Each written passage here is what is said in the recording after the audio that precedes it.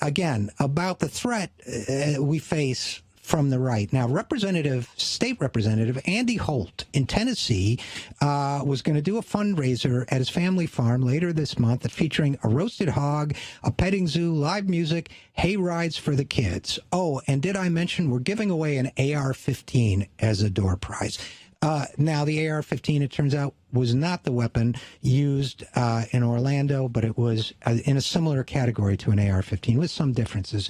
But now, in response to the call for banning assault weapons again as they slaughter dozens of Americans at a time, his response, Andy Holt, was, "That's right, I'm now giving away 2 AR-15s. I'm sick and tired of the media and liberal politicians attacking our right to keep and bear arms." Well, you know what?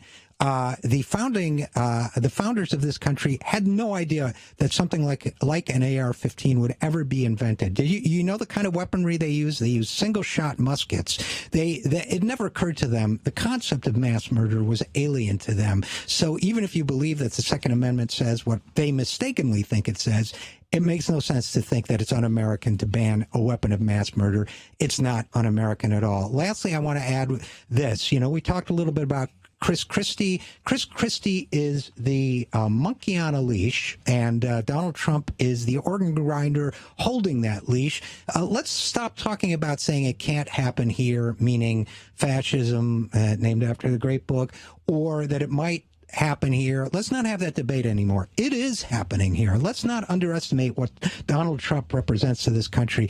As I said earlier, I thought he might moderate himself once he got the nomination. Far from it. His speech after the Orlando tragedy was an example of incipient fascism at its worst, and I'm not afraid to use the F word to describe Donald Trump at all. He said of American Muslims, of American-born Muslims, they, as well as immigrants who are just as American when they get their citizenship as anybody else, they have to work with us. This is Trump. They have to cooperate with law enforcement and turn in the people they know are bad. They know it, and they have to do it, and they have to do it forthwith. In other words, to Donald Trump, every Muslim is now concealing terrorists among us. That's what he's telling the American people. That is the hate crime, the isolation of a people. Is every white conservative hiding the next Charleston shooter? If so, don't they need to be treated this way?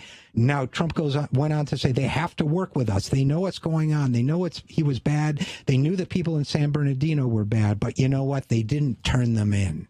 Okay, so now it is full on, people. This is a police state. Now, Wolf Blitzer called what Donald Trump said a strong statement. That is cowardice in the face of hate. That is cowardice in the face of demagoguery. That is the kind of weakness that allows countries to turn bad. And by bad, I don't just mean a president like George W. Bush that you disagree with, but full on hatred. You know, everyone knows the famous essay that began, you know, they came for the Jews, but I was not a Jew, so I did not speak up. They came for the trade unionists, but I was not a trade unionist, so I did not speak up. People, it is the time to speak up. You may not be a Muslim, and you may not be LGBT. You may not be any one of the people who is suffering in the wake of the Orlando tragedy. But believe me, if we let Donald Trump use this tragedy to come for the Muslims, they will come for you. If we let the haters like that pastor in Sacramento